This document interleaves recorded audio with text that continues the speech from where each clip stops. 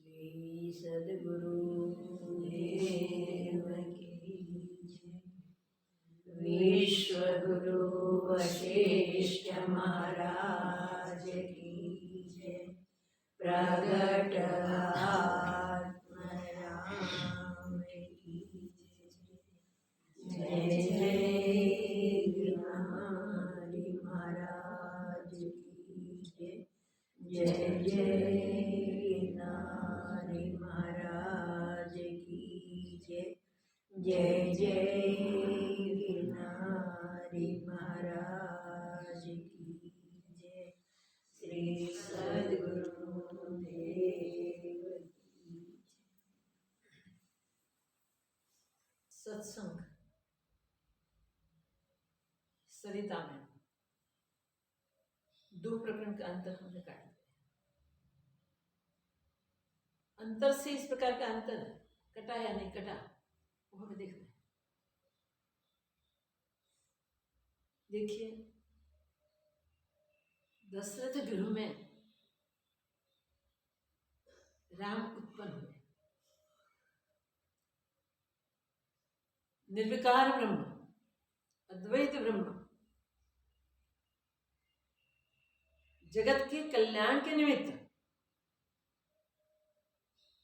ब्रह्मा जी के कहने से अज्ञान को अंगीकार करके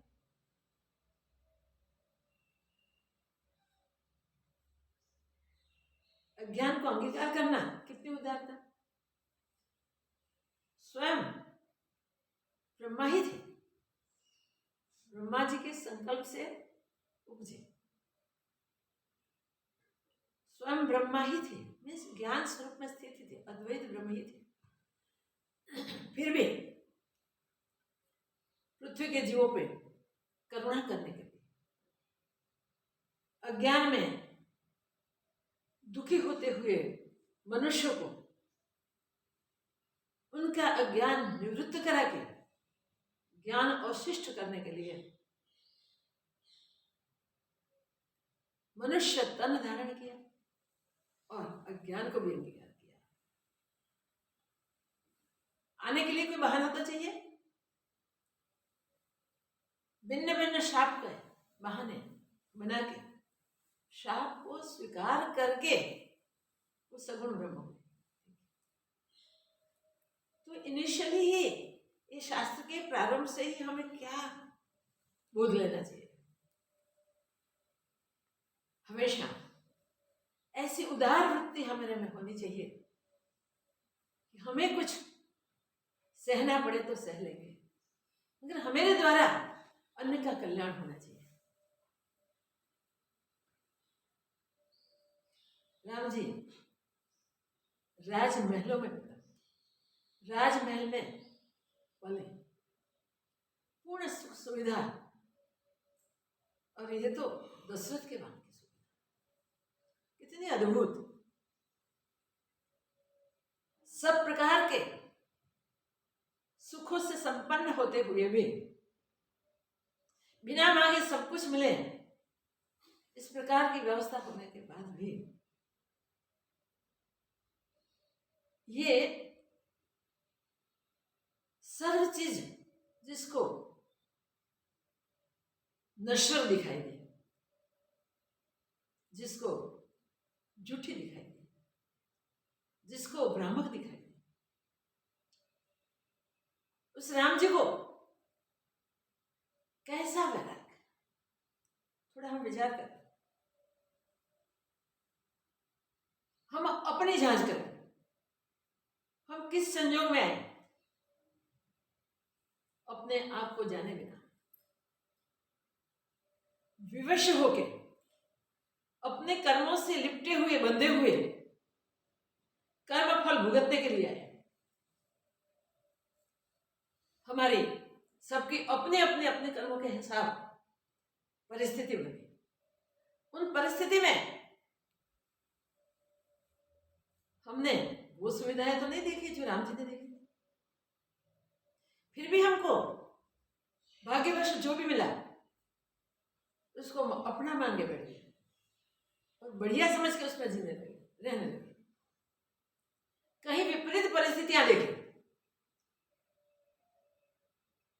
कहीं दुखद घटनाएं भी देखी, कुछ सुख कुछ दुख,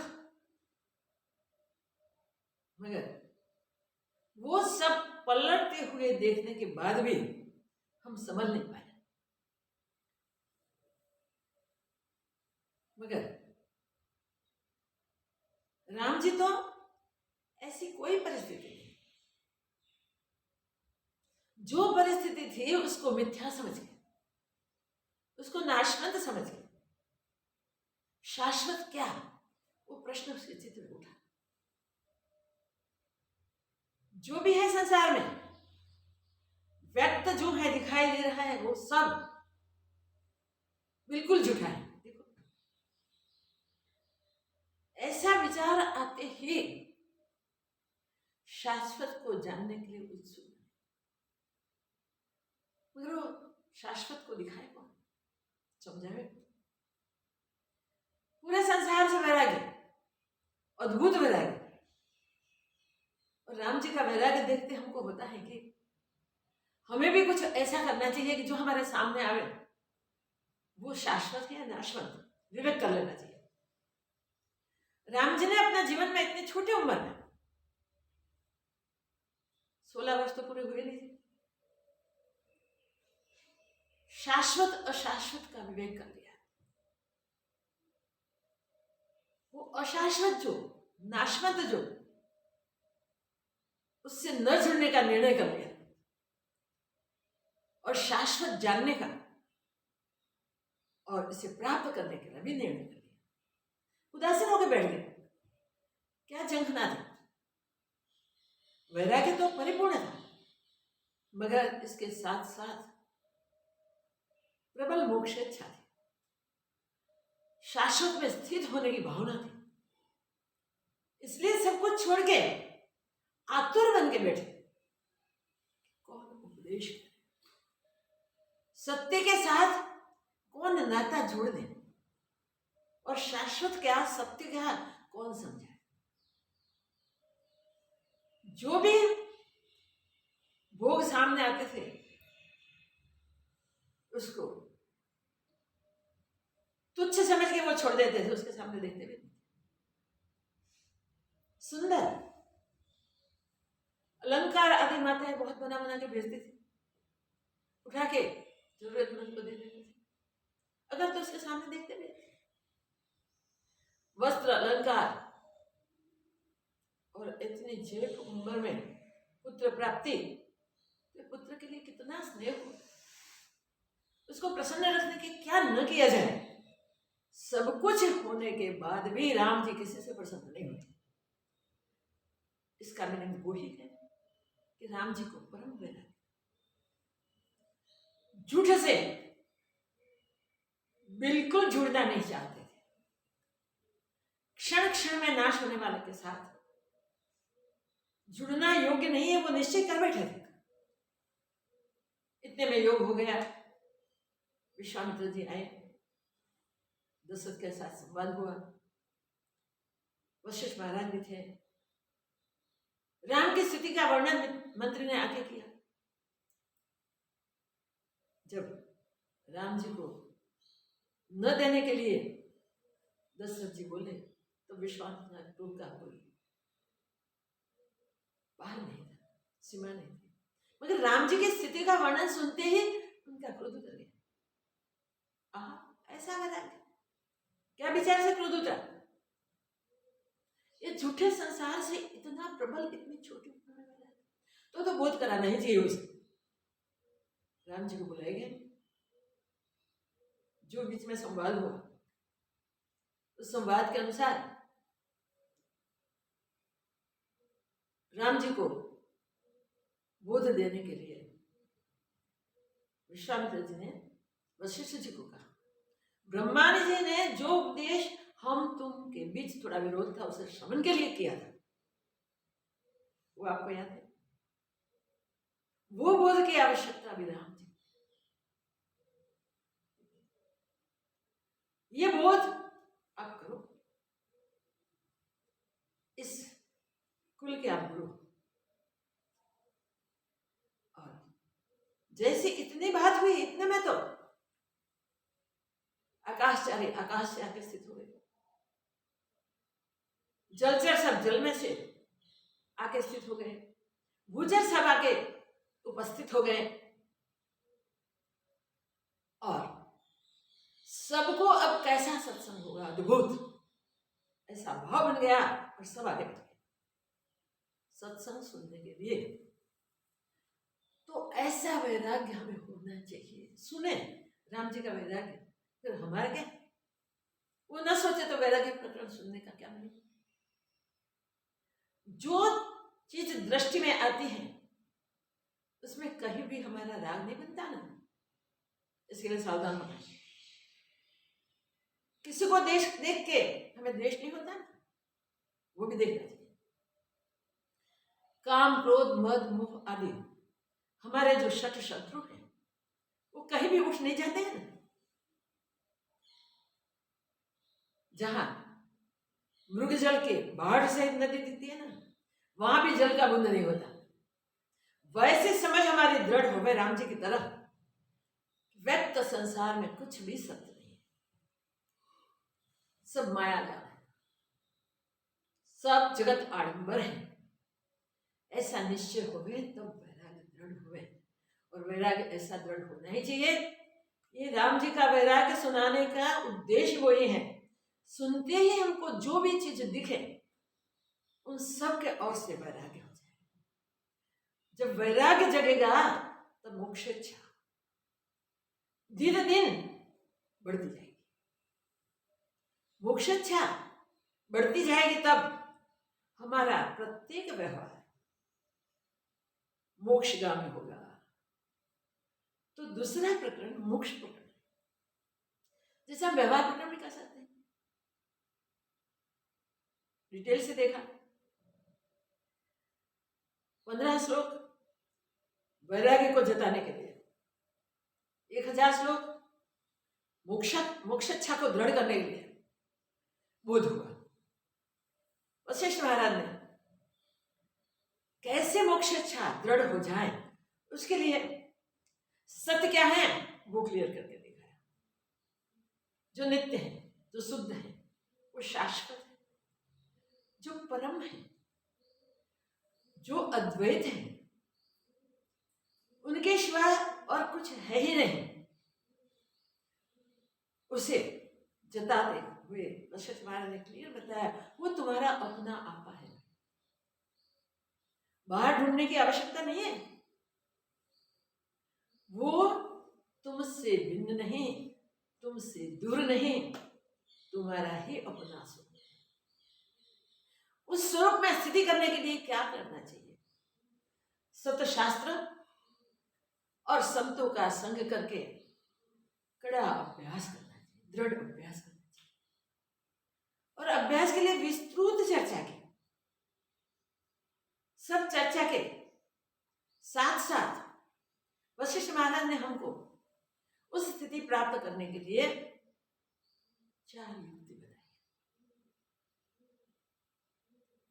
वो 4 युक्ति ऐसे हैं कि एक को बराबर स्वीकार कर लो, 3 ऑटोमेटिकली आपके व्यवहार में आ जाएगी।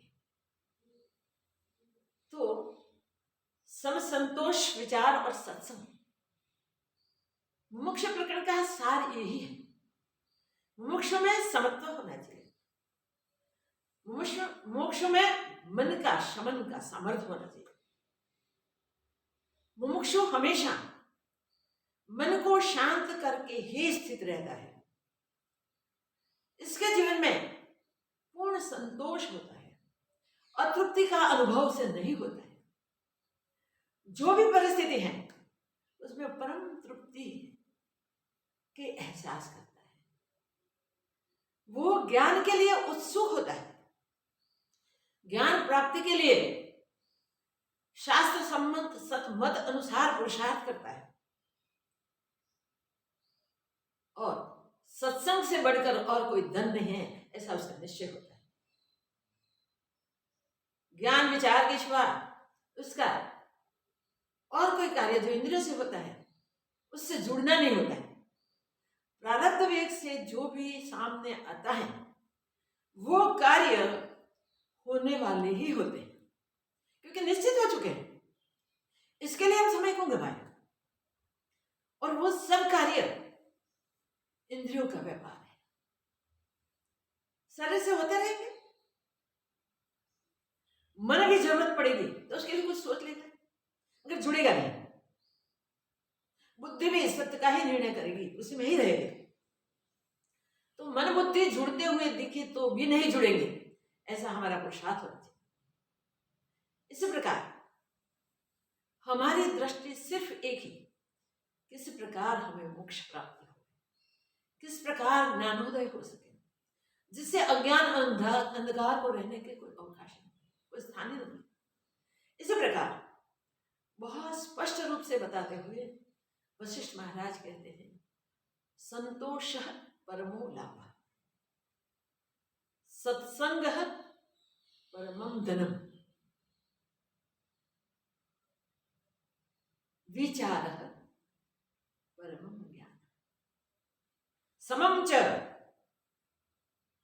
परमं सुखम। ये मोक्ष प्रकरण का सार है। इतना अगर सम, संतोष, विचार और सत्संग हमारे जीवन में दृढ़ हो जाए तो क्या मिलेगा? जिसके लिए हम उत्सुक हैं, जिसके लिए हम निकल पड़े हैं, वो मोक्ष मुट्ठी में लेके प्रभु ने भेजे हैं, कुछ पता नहीं, उसका पता चल जाएगा। ये अपना खुद का ही, अपने मालिक का ही, अपने मालिक का ही एक ही पदार्थ है, जिसको पदार्थ हम कहेंगे, पदार्थ नहीं है, एक ही तत्व है जो सत तत्व प्राप्त करके जिज्ञासा तो बढ़ती ही रहती है। उसके साथ साथ वो सत तत्व की प्राप्ति के लिए, मोक्ष को प्राप्त करने के लिए जो हमारा चित्त जगत के संकल्प विकल्प करते हैं, उसके समाधान के लिए वशिष्ठ महाराज आगे उत्पत्ति प्रकरण के बात करते हैं। मोक्ष इच्छा प्रबल है, वैराग्य पूर्ण है और जिज्ञासा ज्वलंत है। तब ये जगत आडंबर को समझे बिना उसकी मिथ्या की दृढ़ता नहीं होगी। इसलिए एक ही प्रश्न से ये योग वासिष्ठ के उपदेश की शुरुआत हुई। ये जगत आया कहां से और वो विलीन कैसे हो, अहम उठा कहां से और शांति से। इसके साथ ये शास्त्र ने हमको पूर्ण बोध में यात्रा कराते कराते कराते कराते योग्य बना दिया, स्थित भी कर दिया। तो ये मोक्ष प्रकरण के बाद हमें निश्चय करना चाहिए कि हमारा व्यवहार मोक्ष प्राप्ति के लिए ही होना चाहिए। मोक्ष प्रकरण इस व्यवहार में याद रखें। वैराग्य प्रकरण है, उसमें संसार के सब पदार्थों की निरस्तता का हमें विचार पूर्वक अनुभव होना चाहिए। और मुमुक्षु प्रकरण मोक्षेच्छा सत असत का विवेक करके दृढ़ीभूत कर देना चाहिए। ये करते समय ये प्रश्न उठते हैं, ये प्रश्नों का समाधान करके सत्य सत्य और असत्य असत्य निरीक्षित न्याय की तरह वशिष्ठ महाराज क्लियर करवा देते हैं। हंस स्वरूप राम जिसके पास वो विवेक था ही, उसके निमित्त बनाकर, राम को निमित्त बनाकर हमको ये उपदेश किया गया है। अब उत्पत्ति प्रकरण में जो नहीं है फिर भी है, ऐसा हम सबको दिखता है। नहीं है उसका सबको सब नहीं है, उसके लिए समान नहीं है उसके लिए बिल्कुल समान है। मगर विचार नहीं करते कि जो है फिर भी नहीं रहता, तो उसको है ऐसे कैसे स्वीकारता? इसकी उत्पत्ति किस कारण हुई जो रहने वाला नहीं, जो प्रतिक्षण नाश की ओर जा रहा है,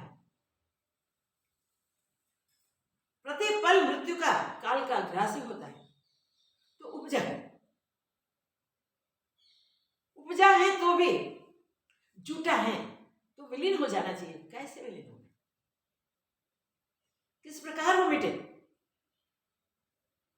किस प्रकार देखते हुए भी हमें न दिखे, इसका बोध इस प्रकार से शुरू होता है। तो पहले जगत की उत्पत्ति अनेक दृष्टांतों के साथ कैसे होती है वो बताते हैं, और वो जगत का शमन कैसे हो गया क्लियर कट बता दिया है। प्रारंभ से ही अंत तक यही बात आती रहेगी कि मन का रचा हुआ ये आडंबर है। मन के बनाए हुए सारे जग और मन के मिटाए हुए सारे जग भोग होते ही रहते हैं। तो इसे मन को वश कैसे करें हम, जो जगत के पदार्थों को बनाता ही रहता है, लुभाता ही रहता है, हमें खींच के जाता है। तो मन के शमन के लिए क्लियर बता दिया, युक्ति 4 बताए। मन के शमन के लिए हमें आतुर रहना चाहिए। जो मन हमको बार बार ये भ्रामक संसार के ओर खींच के ले जाता है, उत्पत्ति प्रकरण के प्रारंभ से ही हम सावधान रहेंगे कि वशिष्ठ महाराज का उद्देश्य एक ही है। जगत किस प्रकार का है उसको जानो, सिर्फ जानने के लिए, मगर वो भी ब्रह्म है, वो दृढ़ता करने के लिए ज्ञान को अंगीकार करो। तो सर्व ब्रह्म है, ब्रह्म के सिवा और कुछ नहीं है। सूर्य किरण है, जल नहीं है, इस किरणों के आभास से ही जल वासित होता है। ऐसे ये मिथ्या जगत सिर्फ अपने चित्त के भ्रम से ही उपजता है। स्फुरण मात्र है सब कुछ, स्फुरण के सिवा कुछ नहीं। स्फुरण मिटते ही शांत हो जाता है। तो हमारा चित्त का स्फुरण कैसे शांत हो गए, उसका उद्देश्य इसमें है। हम दृढ़तापूर्ण स्थिरतापूर्ण अभ्यास करेंगे, याद रखें। तो दोबारा अभ्यास करने का योग नहीं आएगा, क्योंकि 3 बार तो हो चुका है, 4th बार फिर भी न होवे तो बार बार अभ्यास करना, बार बार अभ्यास करना, इससे दृढ़ता होगी। उत्पत्ति प्रकरण प्रारंभ। श्री गणेशाय नमः। श्री परमात्मने नमः। श्री वासिष्ठ तृतीय उत्पत्ति प्रकरण प्रारंभ। वशिष्ठ जी बोले, हे राम जी, ब्रह्म और ब्रह्मवेत्ता में त्वम, इदम, सह इत्यादि सर्व शब्द आत्मसत्ता के आश्रय होते हैं। आत्मसत्ता के आश्रय ही तुम जब आदि सर्व शब्द स्फुरते हैं। जैसे स्वप्न में सब अनुभव सत्ता में शब्द होते हैं, वैसे ही यह भी जानो। स्वप्न में जो शब्द होते हैं वो सब अनुभव सत्ता में होते हैं, वैसे ही ये सब जानो। और जो उसमें यह विकल्प होते हैं कि जगत क्या है, कैसे उत्पन्न हुआ है, ये हमारा संकल्प होता है, हमारा विकल्प होता है। इसमें होता है जगत क्या है, कैसे उत्पन्न होता है और किसका है, वो किसका है इत्यादि चोक जंतु है। ये सब झूठे संकल्प है, सत्य नहीं है। चोक चंचू कितना मिथ्या समझाने के लिए कितना बढ़िया शब्द प्रयोग किया है। हे राम जी, यह सब जगत ब्रह्मरूप है। बस, वास्तव में सब जगत ब्रह्मरूप है, ब्रह्म से भिन्न नहीं है, भ्रांति से दिखता है।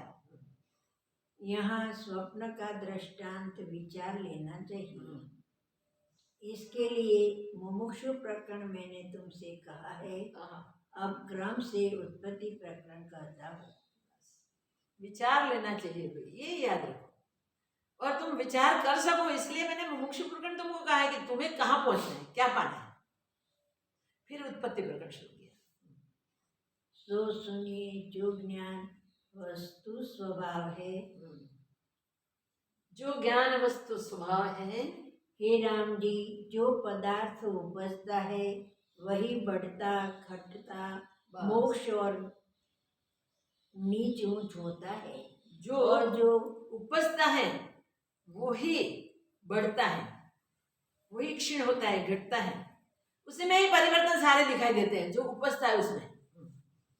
और वो उपजता न हो, उसका बढ़ना घटना बंधन मोक्ष और नीच ऊंच होना घटना नहीं घटना होता। बंधन मोक्ष नीच ऊंच जो उत्पन्न नहीं हो उसमें कैसे होगा, इसमें नहीं होता।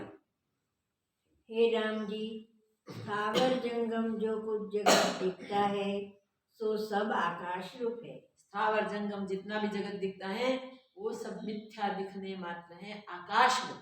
आकाश क्या है, कोई पदार्थ नहीं, कोई वस्तु नहीं है, कोई ठोस चीज नहीं है। आकाश तो बिल्कुल खाली अवकाश, खाली जगह है। दृष्टा का जो दृश्य के साथ संयोग है, इसी का नाम बंधन है। बस, दृष्टा का दृश्य के साथ संबंध, वो ही बंधन। और उसी संयोग के निवृत्त होने का नाम मोक्ष है। संयोग छूट जाए उसका नाम मोक्ष है। इतना ही, दृष्टा का दृश्य के साथ संबंध जुड़ना वो बंधन, और वो बंधन छूट जाना उसी का नाम मुक्ति, उसी का नाम मोक्ष। उसकी निवृत्ति का उपाय मैं कहता हूँ। उसकी निवृत्ति के लिए, उससे छूटने के लिए मैं उपाय बताता हूँ। देह रूपी जगत चिन्मात्र रूप है और कुछ जगत भी चिन्मात्र रूप ही है और दूसरा कुछ ऊर्जा ही नहीं। चिन्मात्र आत्मसत्ता ये है, ये जगत भी। जो उपजा बासता है सो ऐसा है जैसे सुषुप्ति में स्वप्न, सुषुप्ति में स्वप्न गाढ़ निद्रा में जैसा होता है ना, वैसा ही उपजा दिखाई देता है जगत।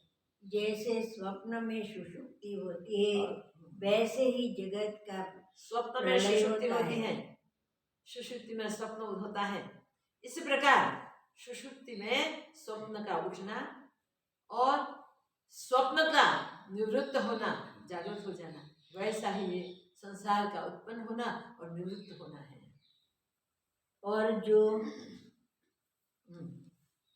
प्रलय में शेष रहता है उसकी संज्ञा व्यवहार के निमित्त कहते हैं। प्रलय में शेष रहता है, देखिए कितने डिटेल से समझा दिया। उसकी बात भी कही है, व्यवहार में समझाते हैं। नित्य सत्य ब्रह्म आत्मा सच्चिदानंद इत्यादि जिसके नाम उसके नाम वह सबका ब्रह्म सच्चिदानंद रूप कहते हैं, वह सबका सबका अपना आप है। अपना आप है।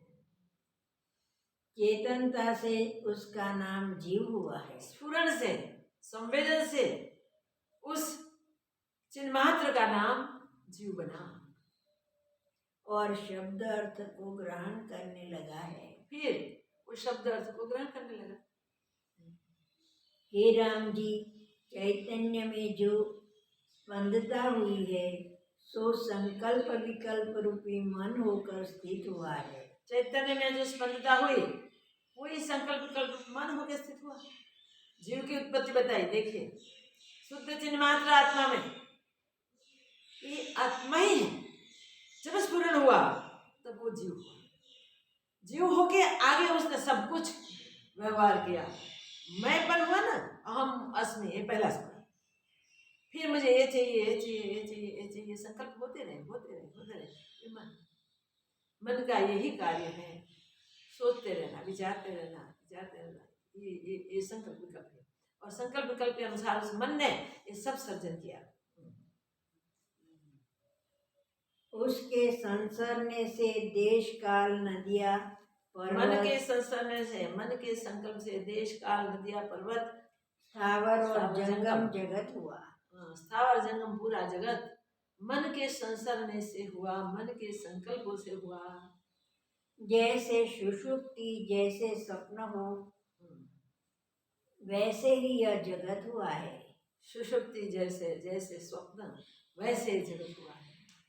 उसको कोई अविद्या, कोई जगत, कोई माया, कोई विद्या कहते हैं, कोई जगत कहते हैं, कोई माया कहते हैं, कोई संकल्प कहते हैं, हाँ, और कोई दृश्य कहते हैं, कोई दृश्य कहते हैं।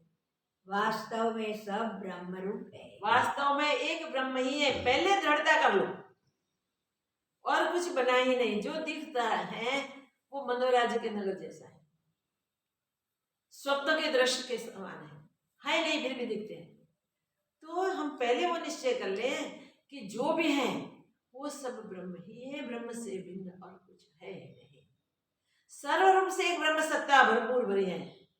सर्वरूप में उस ब्रह्म सत्ता को, उस आत्म सत्ता को, उस परमात्मा सत्ता को ही हमें देखने है। जैसे सुवर्ण से भूषण बनता है तो भूषण सुवर्ण रूप है। सुवर्ण से इतर भूषण कुछ वस्तु नहीं है। सुवर्ण से बने हुए भूषण अलंकार उस सुवर्ण से इतर नहीं है, वे सुवर्ण ही है। वैसे ही जगत और ब्रह्म में कुछ भेद नहीं। वैसे जगत और ब्रह्म में कोई भेद नहीं। ब्रह्म ही जगत रूप भाषित हो रहा है। भेद तो तब हो जब जगत उपजा हो। भेद तो तब हो ही नहीं जब जगत बना हो। कुछ बना ही नहीं तो भेद कहाँ से? और जो भेद भासता है सो मृग तृष्णा के जलवत है। फिर भी जो भेद भाषित होता है वो है नहीं, फिर भी दिखाई देता है। मृग तृष्णा का जलवत दिखाई दे रहा है। जैसे मृग तृष्णा की नदी के तरंग भासते हैं पर वहाँ सूर्य की किरणें ही जल के समान भासती है, बस जल का नाम भी नहीं। वैसे ही आत्मा में जगत भासता है। मृग तृष्णा के जल में जल है ही नहीं, फिर भी भाषित होता है। वैसे ही जगत है नहीं, फिर भी भाषित हो रहा है। चैतन्य के अणु अणु अणु भी प्रति सृष्टि आभास रूप है। चैतन्य के अणु अणु प्रति, प्रत्येक अणु में सृष्टि का आभास है। अणु अणु प्रति सृष्टि दिख रही है। कुछ उपजी नहीं, वास्तव में उपजी नहीं, दिखती है मगर बनी नहीं, उपजी नहीं। अद्वैत सत्ता सर्वदा अपने आप में स्थित है। अद्वैत आत्म सत्ता ही सर्वदा अपने आप में स्वयं में ही स्थित है।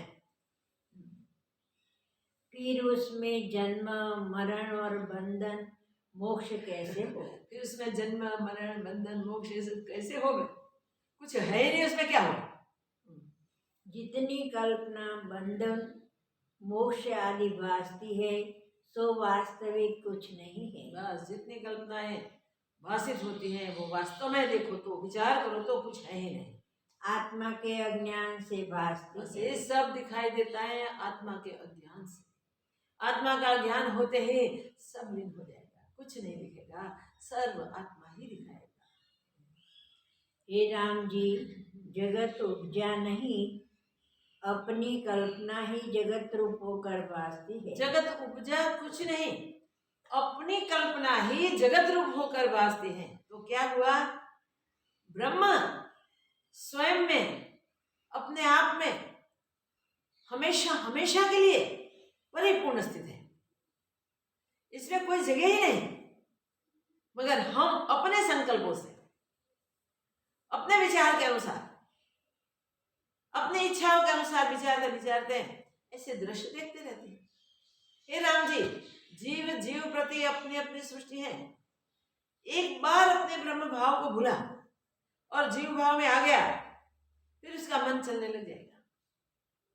इस मन के चलने से मन जो जो सोचता है, जो जो विचार करता है, वो सब आगे जाके दृश्य होकर भाषित। जो तीव्र संकल्प और उसकी दृढ़ता तो तुरंत दृश्य दिखेगा, मंद संकल्प होगा तो लास्ट में दिखेगा दृश्य, मध्य होगा तो बीच में दिखेगा। दृश्य दिखेगा क्योंकि हमने विचार के उसको उत्पन्न किया है। उसको उत्पन्न होने के लिए प्लेटफॉर्म हमने दिया है। वो प्लेटफॉर्म है हमारा संकल्प। मन के संकल्प से ही सारे दृश्य खड़े होते हैं और प्रत्येक जीव के संकल्प भिन्न भिन्न होते हैं। तो जीव जीव प्रति ये सृष्टियां हैं। तो कितने सृष्टियां? अगणित सृष्टियां। सृष्टियां की कोई संख्या नहीं हो सकती, आगे जाके कहेंगे। ये पृथ्वी इतनी विस्तृत है, वो कण कण बन के बने हैं। ठोस पृथ्वी दिखती है पर वो कण कण कण कण है।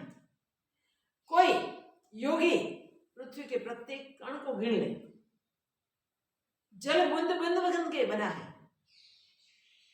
कोई योगी ये सारे बूंद को गिन ले, मगर सृष्टि कितनी वो कोई नहीं गिन सकता। तो अगणित सृष्टियां उपस्थित रहती है।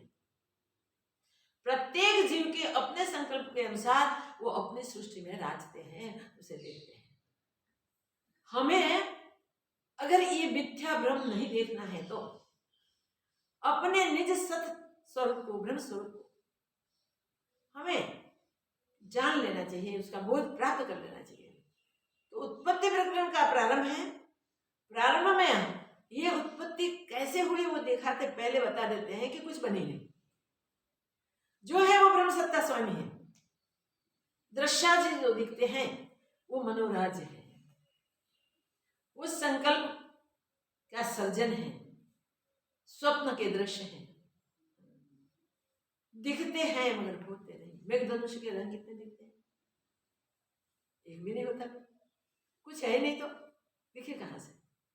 इसी प्रकार इस सृष्टि कुछ है ही नहीं, जगत कुछ बना ही नहीं, फिर भी हमको भाषित होता है, वो हमारा मन का विस्तार है।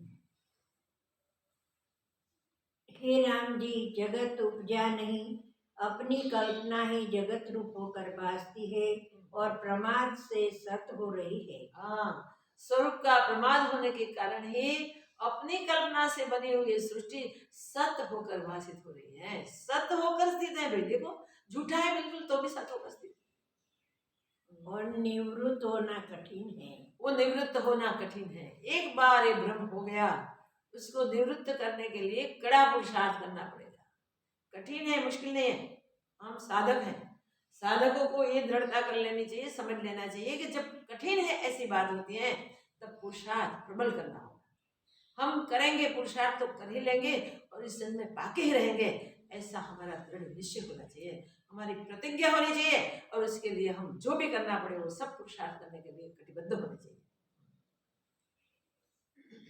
अनियत और नियत शब्द जो कहे है सो भावना मात्र है। अनियत कहो या नियत कहो, जो भी शब्द कहे हैं वो सब शब्द ही है, भावना मात्र ही है। ऐसे वचनों से तो जगत दूर नहीं होता। ऐसे वचन बनाते रहोगे तो जगत दूर नहीं होगा। हे राम जी, अर्थयुक्त वचनों के बिना दृश्य ब्रह्म नहीं निवृत्त होता। अर्थ संयुक्त वचनों के बिना ये दृश्य ब्रह्म निवृत्त नहीं होता। जो तर्क करके और तप, तीर्थ, दान, स्नान, ध्यान आदि करके जगत के भ्रम को निवृत्त करना चाहे वह मूर्ख है। जगत का भ्रम निवृत्त करना चाहे, शास्त्र भी साधन है भी हो ये सब, मगर इससे निवृत्त नहीं होगा। सिर्फ साधन करे, विचारे नहीं, सत असत का विवेक न करे, तो वो से ज्ञान नहीं हो सकता। ये जगत ब्रह्म मिटता नहीं है। इस प्रकार से तो और भी दृढ़ होते हैं।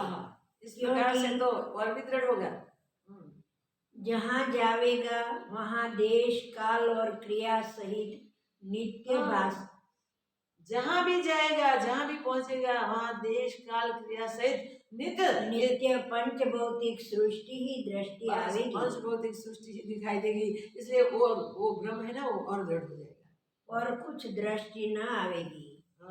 ज्ञान दृष्टि नहीं आएगी इस प्रकार से। तो इससे इसका नाश न होगा, और जो जगत से उपराम होकर समाधि लगा के बैठेगा तब भी चिरकाल में उतरेगा, और फिर भी जगत का शब्द और अर्थ भास आवेगा। समाधि लग के दीर्घ काल तक बैठ जाए, और दीर्घ काल के बाद जब उसकी समाधि उतरेगी तब भी उसे दृश्य तो हमें ही रहेगा, सामने ही दृश्य ब्रह्म दिखेगा। तो इस प्रकार से दृश्य ब्रह्म की निवृत्ति नहीं होती है। ये साधन अंतस्करण की शुद्धि के लिए है, नहीं करना है ऐसा नहीं है। ये साधन करने हैं, जब तक अंतस्करण शुद्ध न हो जाए तब तक ये साधनों की आवश्यकता है, मगर इसमें बंधे नहीं रहना है। वो क्रमशः करते करते करते करते ज्ञान के हम अधिकारी हो जाए, अंतस्करण हमारा निर्मल हो जाए, और हम स्वरूप को जानने के लिए पुरुषार्थ करें, तुरंत प्रतिबिंब बढ़ जाएगा।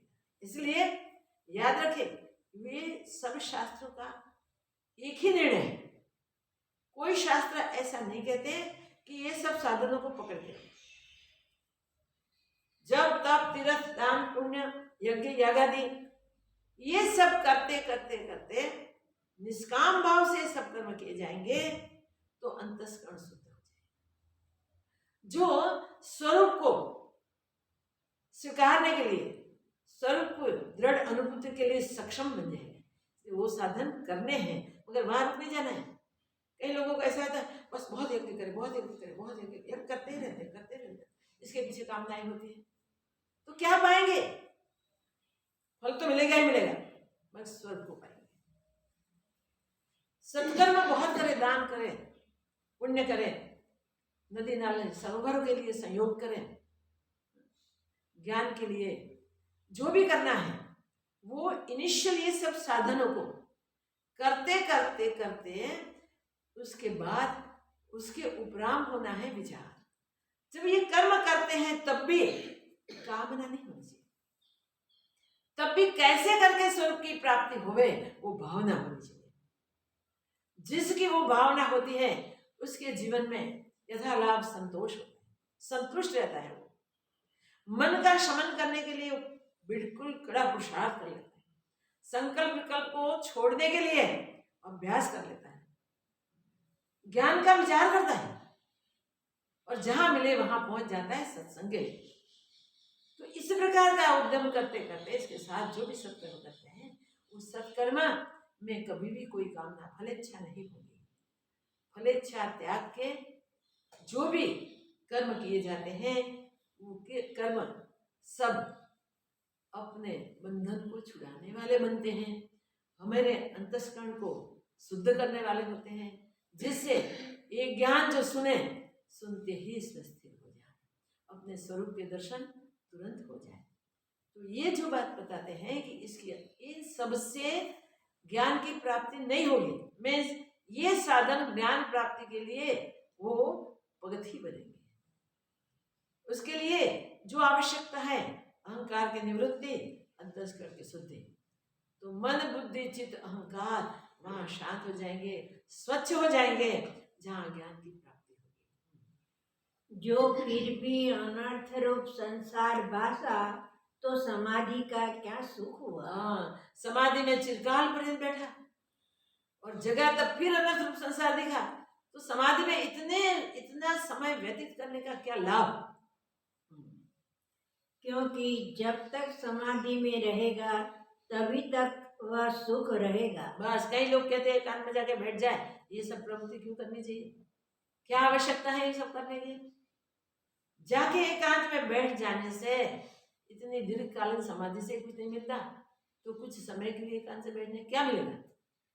इतने समय के लिए आप कंट्रोल कर सकेंगे, मन को दबा सकेंगे, मगर जब अपना कंट्रोल उठाओगे तब दुगुने वेग से उड़ेगा। ये फुटबॉल जैसा है, दबा दो, जब तक आपका प्रेशर होगा तब तक दबे रहेगा, थोड़ी सी छूट दे दो, फिर देखो कहां पहुंचता है। प्रेशर के कारण वो उठता नहीं है, दिखता नहीं है, मगर जब प्रेशर मिट जाएगा तब। इसलिए सावधान, मन को शिक्षा देनी है, मन को बोध देना है, मन को व्यवहारकालीन बोध मिलेगा तब वो पक्का होगा, नहीं तो बोध पक्का नहीं होगा। तो व्यवहार में ही दृढ़ता होती है। कहते हैं ना कि अगर घोड़े को पानी पिलाना है ना, तो जब तक राइड चलता रहेगा ना तब तक पानी निकलेगा और पानी पिएगा। तो वो खटपट में ही पानी पिया जाता है, खटपट में ही ज्ञान की दृढ़ता हो सकती है। बाकी एकांत में जाके बैठ जाए और ज्ञान हो जाएगा, संभवित नहीं। आज तक किसी को इस प्रकार नहीं प्राप्त हुआ है। जिसने आत्मविचार किया है, उस आत्मविचार को व्यवहार में इंप्लीमेंट नहीं किया, व्यवहार में उसका अभ्यास नहीं किया, तो फिर व्यवहारकालीन गलतियां शुरू हो जाती हैं। इसलिए दृढ़ता के लिए व्यवहार करना चाहिए। व्यवहार में जगत में ही एक दूसरे के पैर अड़ेंगे ना, नहीं तो कहाँ होंगे। कोई मान करेगा, कोई अपमान करेगा। मान में हम फूले नहीं समाएंगे और अपमान में हम दुखी दुखी होंगे, राग द्वेष शुरू हो जाएंगे। इसी प्रकार लाभ हानि में बह जाएंगे। प्रशंसा अधिक, याद रखें, लोकेशना, वित्तेशना, पुत्रेशना, ये 3 गिराने के साधन है। हम कब कहां गिर सकते हैं उसके लिए हमें बिल्कुल विचार कर लेना चाहिए। पुत्रेशना से गृहस्थी गिरते हैं, वित्तेशना में भी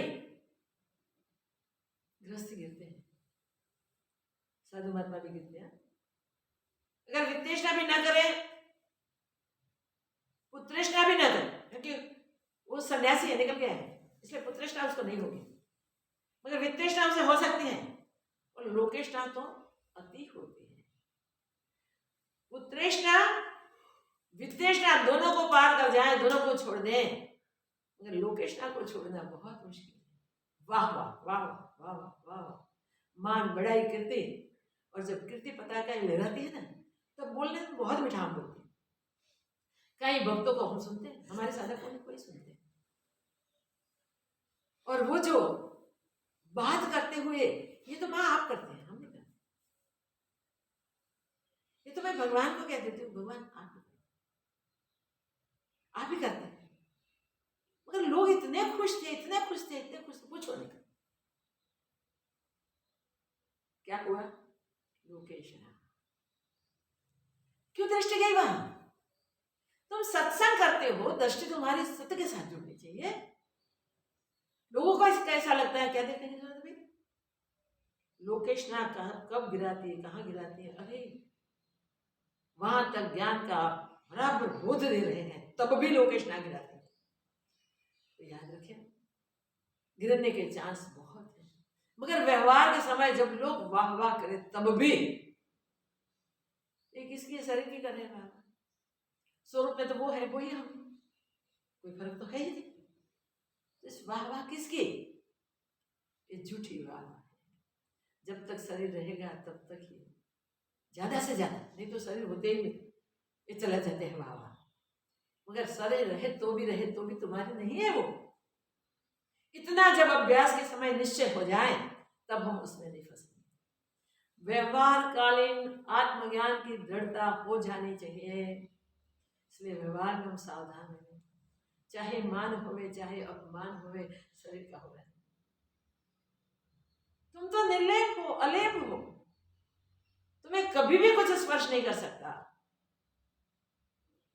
कमल पत्र पे बूंद नहीं झड़ता जल का, वैसे हमें जल कमल पत्र में, जल में रहते हुए भी कमल की तरह ऊपर ऊपर ऊपर रहना चाहिए। ये जब व्यवहार काल में दृढ़ हो जाएगा तब फिर नहीं गिरेंगे।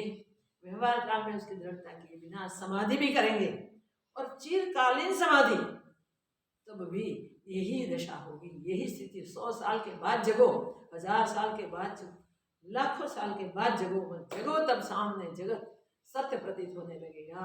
तो ये समाधि का क्या अर्थ?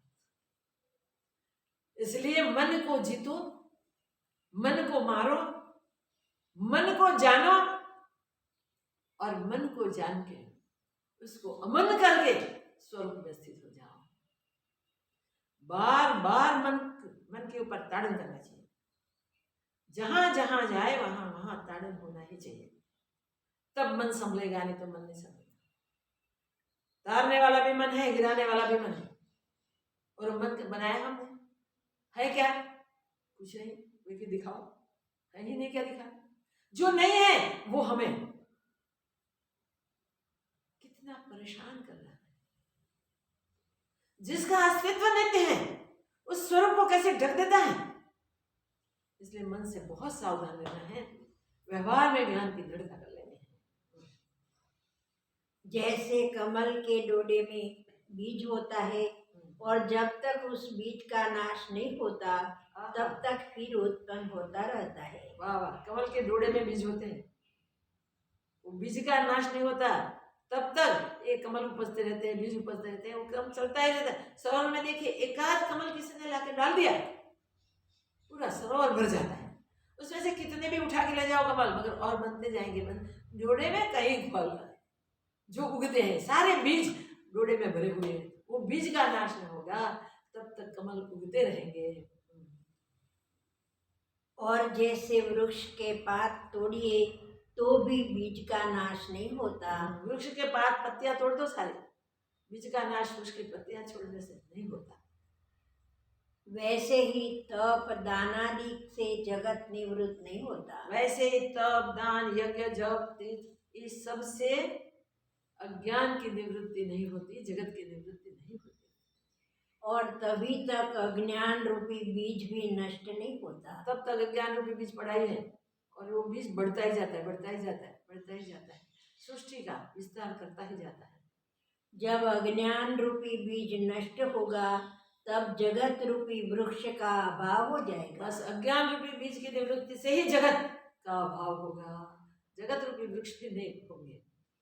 और उपाय करना मानो पत्तों को तोड़ना है। हाँ, और जो भी उपाय हम करें वो वृक्ष के पत्तों को तोड़ना है, बीज तो बढ़ते ही जाएंगे।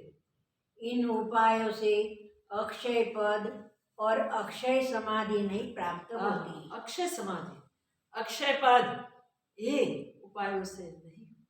देखो कितने इसकी प्राप्ति करनी है तो अक्षय पद चाहिए, तो अक्षय समाधि होनी चाहिए, अखंड समाधि होनी चाहिए, व्यवहारकालीन समाधि होनी चाहिए। हे राम जी, ऐसी समाधि तो किसी को नहीं प्राप्त होती कि शिला के समान हो जावे। शिला के समान हो जाए ऐसी समाधि किसी को प्राप्त नहीं होती, कोई विरल को ही प्राप्त होती है। विवेकानंद जी ध्यान में बैठते थे, उनके मुख पर मधुमक्खियां छत्ता बना देती थी। एक मधुमक्खी बैठे, आप ध्यान में बैठे हो देखो क्या होता है, छत्ता पूरा कर देती थी। ये इसको अक्षय समाधि कहते हैं। व्यवहारकालीन समाधि, बैठे हो तब भी समाधि, जगते हो तब भी समाधि, कार्य करते हो तब भी समाधि, स्वरूप के साथ जुड़े रहते। मैं सब स्थान देख रहा हूँ, कदाचित ऐसे भी समाधि हो तो भी संसार सत्ता निवृत्त न होगी। क्योंकि मैं तो बहुत स्थान देखता हूँ, ऐसे भी समाधि होवे तो भी संसार की सत्यता निवृत्त नहीं होगी भाई। क्योंकि अज्ञान रूपी बीज निवृत्त नहीं हुआ। अज्ञान रूपी बीज निवृत्त नहीं हुआ। अज्ञान रूपी बीज को निवृत्त कर देना है, जला देना है बीज को एक बार भून लो, फिर केसर कस्तूरी का खाद करोगे, सर्व तीर्थों का जल भी पिलाओगे तो भी वो अंकुरित नहीं होगा। समाधि ऐसी है जैसे जागृत से सुषुप्ति होती है, आहा। क्योंकि अज्ञान रूपी वासना के कारण सुषुप्ति से फिर जागृत की आती अज्ञान है। रूपी वासना अंदर पड़ी है, इसलिए फिर समाधि टूटते ही जग जाता है, ये सारा संसार खड़ा हो जाता है। बीज जब तक नहीं जलाया गया तब तक वृक्ष होने वाला ही है। वैसे ही अज्ञान रूपी वासना से समाधि से भी जाग जाता है, अज्ञान रूपी वासना अंदर है, इसलिए समाधि से जग जाता है, क्योंकि उसको वासना खींच ले जाती है। उसको वासना खींच ले जाती है और समाधि से भी जगा देती है। हे राम जी, तप समाधि आदि से संसार भ्रम निवृत्त नहीं होता। तब करो, समाधि करो, ये सबसे संसार भ्रम की निवृत्ति नहीं होती है।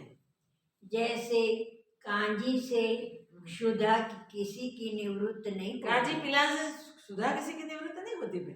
वैसे ही समाधि तप आदि से अज्ञान रूपी बीज नहीं जलता। चित्त की वृत्ति एकाग्र होती है, परंतु संसार निवृत्त नहीं होता। चित्त वृत्ति एकाग्र हो सकती है समाधि आदि साधनों से, मगर संसार मिटता नहीं है, संसार निवृत्त नहीं होता है।